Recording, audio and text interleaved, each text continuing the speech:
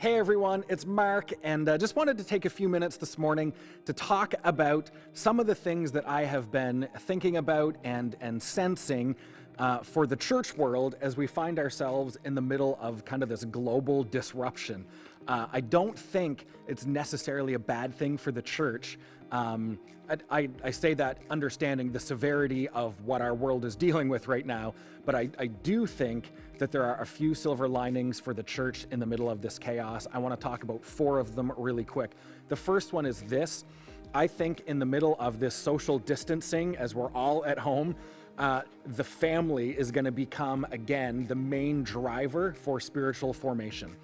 I think what has happened, maybe inadvertently, not intentionally, there have been families that have left the church to raise their kids up in the faith. I have been a youth pastor. I've overseen kids ministry. I know how easy it is to just say, hey, bring your kids and we'll take care of the rest. We'll, here, drop my kids off and can you teach them about Jesus? I don't know how to do it. Teach them how to read their Bible. How come you can't fix my child? Whatever the case is. And I think what's going to happen now is that as we're literally in our homes with nowhere else to go, parents and families are going to find themselves as the spiritual drivers for formation and discipleship in the home. I think that's a win.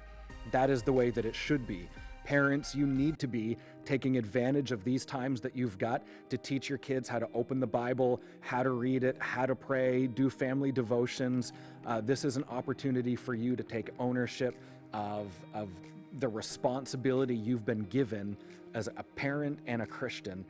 I think that's huge. Let's put spiritual formation back in the homes, and when life maybe gets back to normal someday, the church should still only be supplementary to the work you are doing in your homes. I think that is a win. The second silver lining I see is that this is really going to be forced rest for a world, and specifically I'm talking about churches and ministry that have been so driven by go, events, programs, come to this, do that, sign up for this. Our world has already been stressed enough and busy, and all the things the church has put on top of that. Sorry about the audio issues. I'm a rookie at this. I think this is perfect for us to learn and reclaim the spiritual practices of silence and of Sabbath, of doing less, of making the best use of the time that we've got while we're at home. Our world was not going to rest on its own. The church may not have rested on its own. I think a time of forced rest is a really great opportunity for us to relearn some things that we should have been doing in the first place. And so again, take advantage of this time and don't just fill it with more noise. I also have been tempted to fill quarantine time with Netflix and video games. Make sure that you don't just fill your life with more noise. This is an opportunity to find some silence and rest, so let's do that. The third silver lining that I see for us is that this is going to force the church's hand to be more creative and to try more things. I know we've heard this so much, but churches love nostalgia. Churches love to kind of stay where they are. But even churches who don't necessarily live in that world can still get caught in the monotony of maintaining ministry and to not dream about new ideas and launching new things and utilizing all of this technology. I think this is going to force the church to discover some new creative ways to be the church and to reach people. I put this out on social media this morning, but it used to be that attendance and giving were the 2 kind of measuring points for a successful church, and we're about to find out what a church looks like without either of those things. How do we do church without a crowd?